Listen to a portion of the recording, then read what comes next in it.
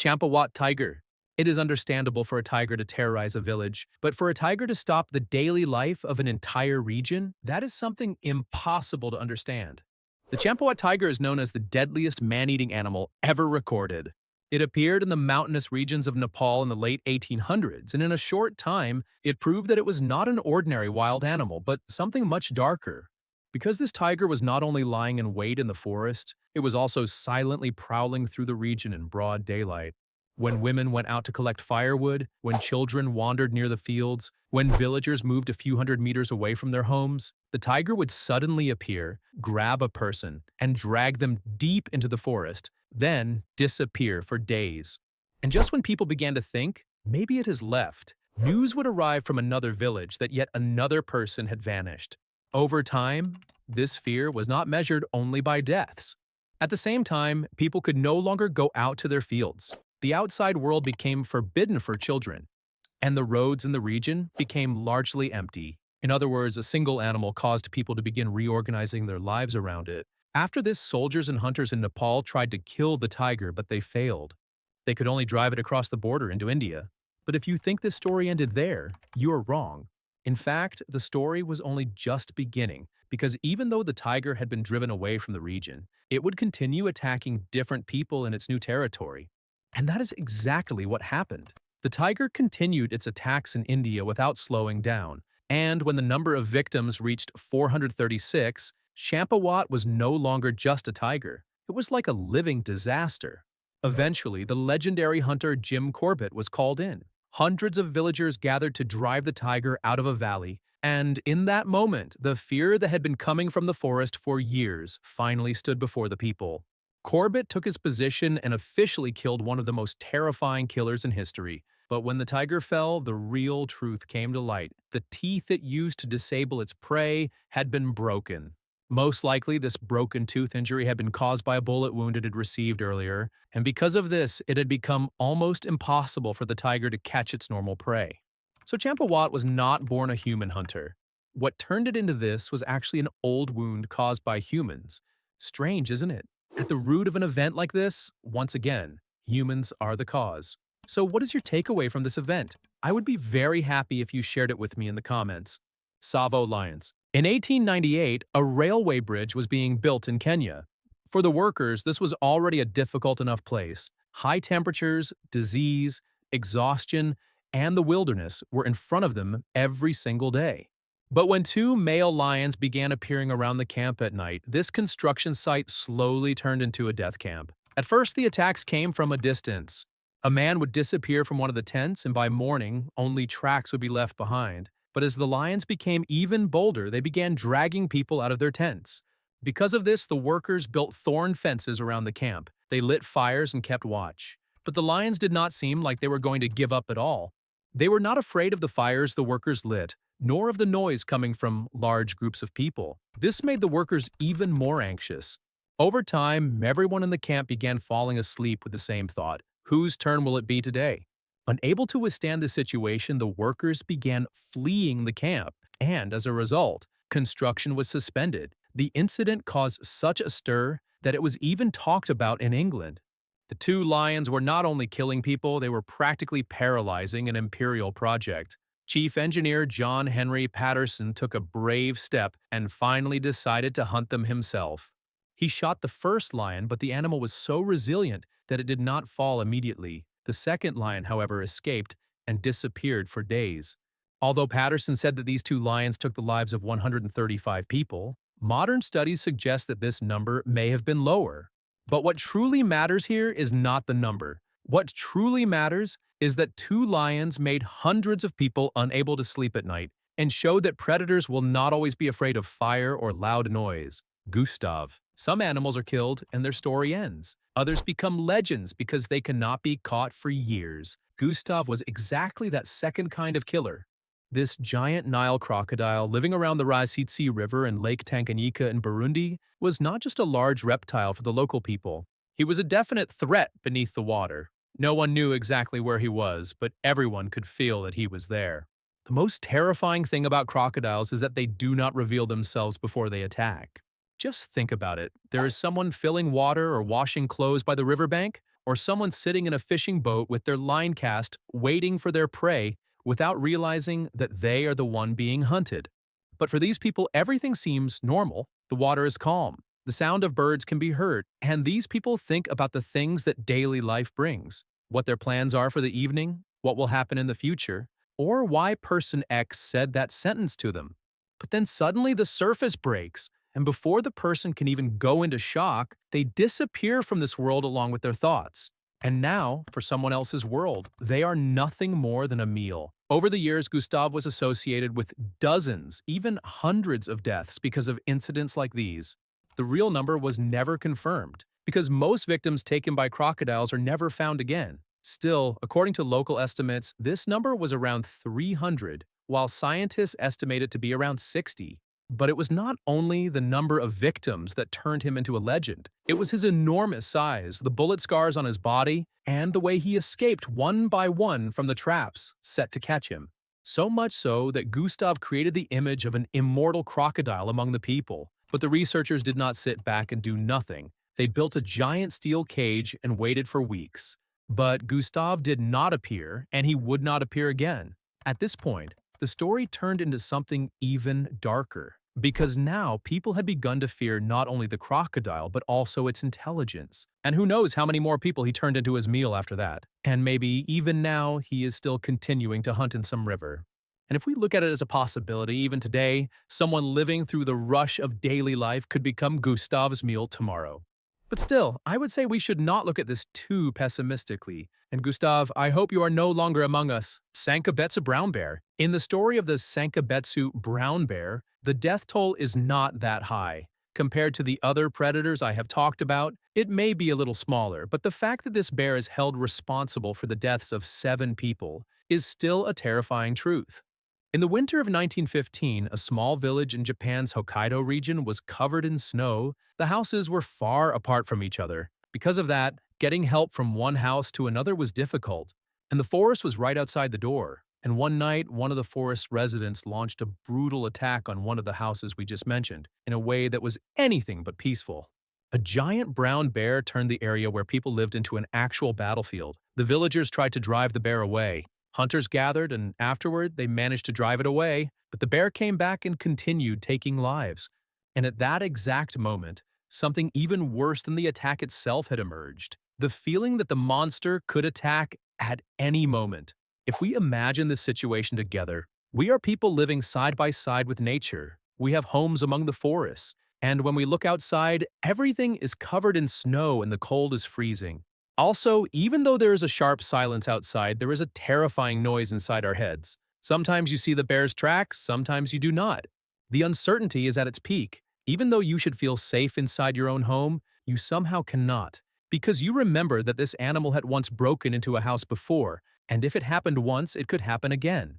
After this incident, the village naturally fell into panic. But in the end, an experienced hunter tracked the bear down and shot it. But the Sankebetsu incident did not go down in Japanese history as only a bear attack. What made this incident unforgettable was this. The people had not gone into the forest had come to them. Beast of Gévaudan. What made the Beast of Gévaudan terrifying was not only the fact that it killed people, what truly made it terrifying was that no one knew exactly what it was. In the 1760s, in the Gévaudan region of France, people began being attacked in fields, on roads, and in open areas. Witnesses said it looked like a wolf, but the animal they described was different from the wolves they knew. According to witnesses, the thing they saw was larger than a wolf, braver, and seemed to be specifically targeting humans. The fact that most of the victims were women and children made the fear in the region even worse. People no longer walked alone, and news began spreading between villages. Every new attack pulled the animal further away from reality and brought it closer to legend. According to records, 210 attacks were documented in the region. Of these, 113 people lost their lives, while 49 survived with injuries. The rest were those who managed to escape without being wounded. At one point, the incident even caught the attention of the King of France. Hunters were sent to the locations of the attacks, and it was said that wolves had been killed. The people now thought the beast had been stopped, but then the attack started again. This is actually the strongest turning point of the story, because people had believed that a monster had died, but the forest took another victim. Years later, a local hunter named Jean Chastel claimed that he had shot a strange-looking animal. And truly, after that moment, the attack stopped, but the answer was never confirmed. Was this animal a wolf, or was it a more dangerous creature that looked like a wolf? The Beast of Gévaudan holds a special place among man-eating animal stories, because in this story, the viewer does not only ask how many people died, they continue asking, what was it really? Now, I am asking you, do you think this animal was a large alpha wolf, or could it really have been a wolf-like creature? Panar Leopard. When a bear comes, it terrifies with its strength. When a tiger comes, it terrifies with its roar. When a crocodile comes, it suddenly appears from beneath the water. But a leopard is different. It enters through the shadows. In the early 1900s, an epidemic broke out in the Panar region of India. Unfortunately, many people lost their lives. Some bodies were left out in the open before they could be cremated in the traditional way. This caused a leopard living in the region to become accustomed to human bodies. When the epidemic ended, the bodies left in the open disappeared. But the leopard must have grown used to the taste of humans because the bond it had formed with human flesh did not end. Because of this, we had now become the natural prey of this leopard. As days followed days, the leopard was also hunting people. It is said that the Panar leopard's victim count was over 400.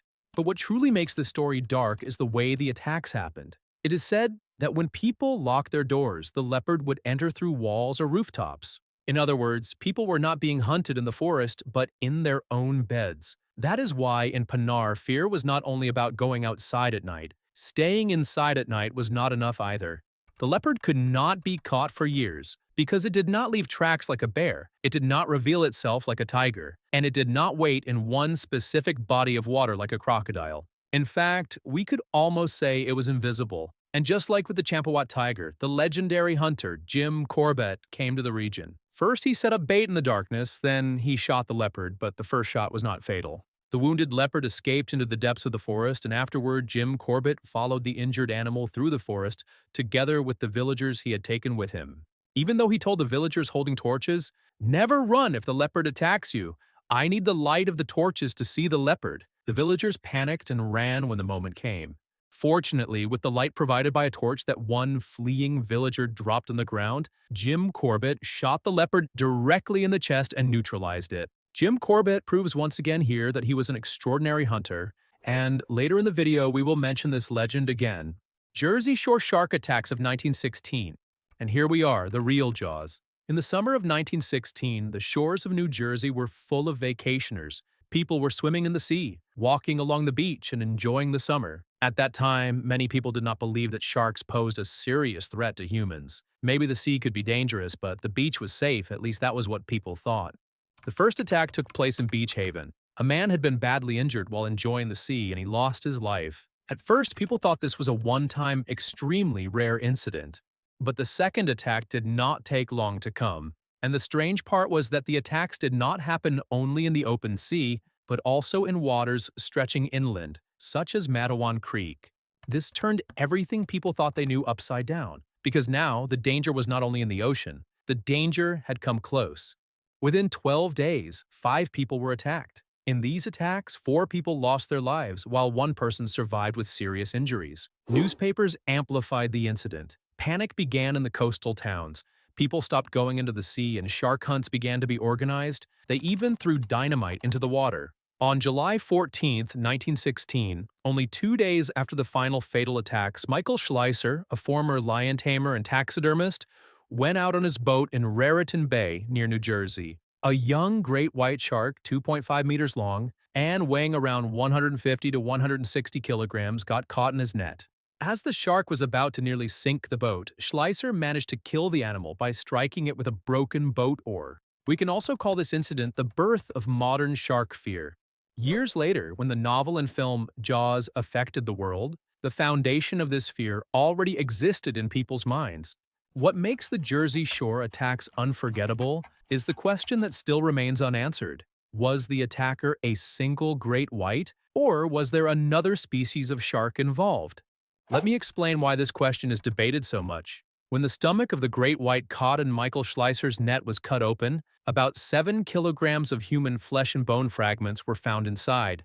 Among these remains, a shin bone believed to belong to 11-year-old Lester Stilwell, one of the victims who died in Matawan Creek, was found. And after that, no more shark attacks occurred along the New Jersey coast. This was considered the strongest evidence that the right monster had been caught. But the mysterious part is that two of the victims were killed in a freshwater creek, kilometers inland from the ocean. However, great white sharks anatomically cannot survive in freshwater. Their organs fail very quickly and they die. According to a strong theory among experts, the predator hunting people in the ocean that summer was the great white shark caught by Schleicher. However, the monster that entered the river and killed the children may have been a bull shark, which can swim comfortably in rivers and may have escaped back into the ocean without being caught at the time. In other words, the jaws in the ocean was caught, and its guilt was proven by the evidence in its stomach. But the possibility that its accomplice in the river escaped and survived still remains a mystery. The Mysore sloth bear tragedy. The Mysore sloth bear is a little different from the other animals on this list because the sloth bear is not a carnivore like a tiger or a lion. It usually feeds on insects, fruits, and plants, but when it feels threatened, it can become incredibly savage. The incident that took place in the Mysore region of India in 1957 proves exactly what I mean. The first death that started the Mysore incident and led to British hunter Kenneth Anderson being called to the region, happened near a local shrine located between the Arsikar and Shimoga regions. The 22-year-old son of a man named Alam Bucks, who was the guardian of the shrine, had gone to the edge of the forest at night to collect wild figs that had fallen to the ground. At that same moment, the bear was feeding on sweet figs under the same tree. In the darkness, they did not notice each other. When the young man accidentally startled the bear attacked in a terrible rage and killed him there. And after the first blood, it was as if the animal became even more driven, almost taking on the mindset of a killer. The other victims were farmers harvesting peanuts in their fields, woodcutters entering the edge of the forest to collect firewood for their homes, and shepherds grazing their animals. This bear seemed to appear not to hunt humans, but almost to attack anyone who crossed its path. In the end, it is possible to understand the behavior of a hungry predator. It hunts, it eats, it disappears. But you cannot predict the limits of an animal attacking out of rage. In this case, it was exactly like that. The attacks of the Mysore sloth bear were sometimes impossible to explain and seemed almost senseless. Because when I talked about the previous animals, what they all had in common was that they ate the people they killed. But after this bear killed its victims, it did not touch them in any way. It only killed them and left them behind. That is why the villagers tried to understand why it behaved this way. Some of them thought it may have experienced a trauma involving its cubs caused by humans, and that this was why it began attacking people. For others, it was different. They said it had been wounded by humans, and after that injury, it began seeing humans as a threat.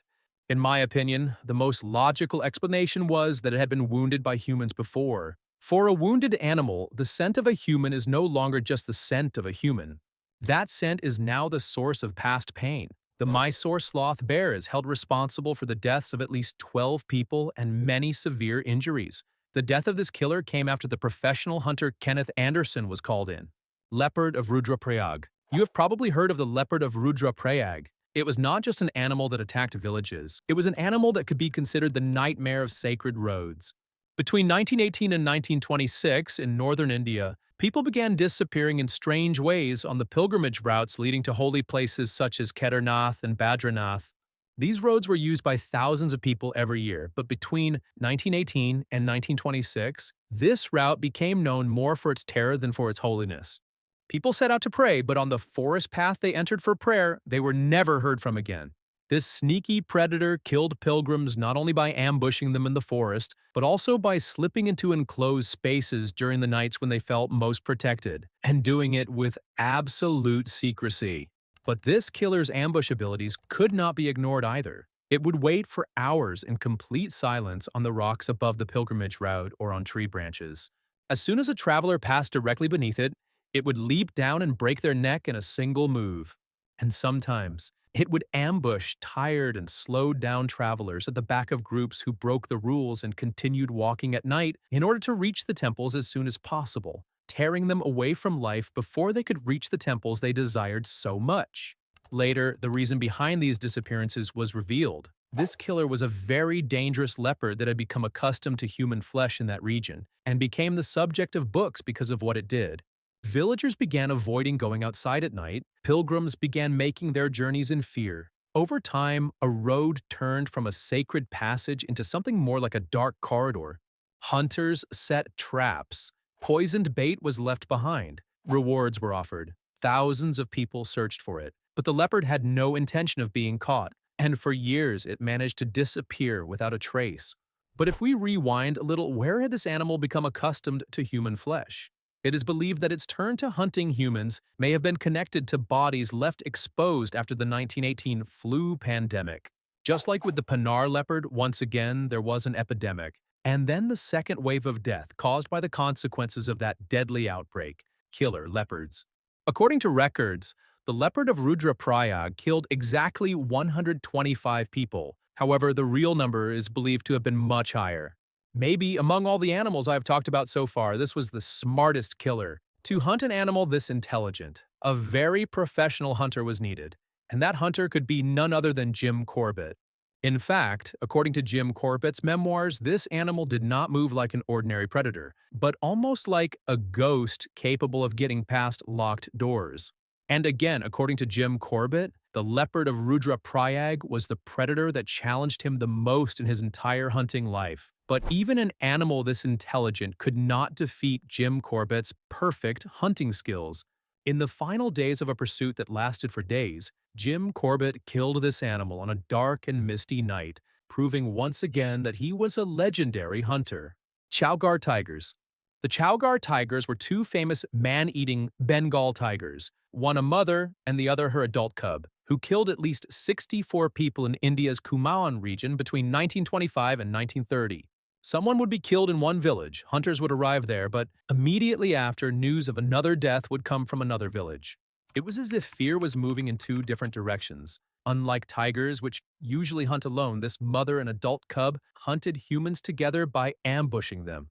The reason the mother tiger began hunting humans was most likely old age, broken teeth, or injuries. For a tiger that could no longer catch its normal prey, humans may have become an easier target, and that is a very understandable situation. But the cub's situation was darker. Because the young tiger grew up beside its mother, it saw how she hunted. It learned which paths she used and when humans were vulnerable. In other words, it thought humans were its natural prey. This thought makes the story much more disturbing, because an animal hunting humans is terrifying, but another animal learning this by watching it is something else entirely. And the legendary hunter Jim Corbett was on the scene once again. Upon the strong demand of the local people, the government assigned Jim Corbett, one of the most skilled trackers of the time. After a long and dangerous pursuit, Corbett killed the young tiger in 1929. He then neutralized the mother tiger in April 1930 after a tense face-to-face encounter. After this incident, the villagers in the region were freed from the fear of death that had lasted for years, and Jim Corbett was declared a hero in the region. I will continue making videos like this. You can support me by subscribing to my channel and liking my videos. That is all from me for now. Stay healthy.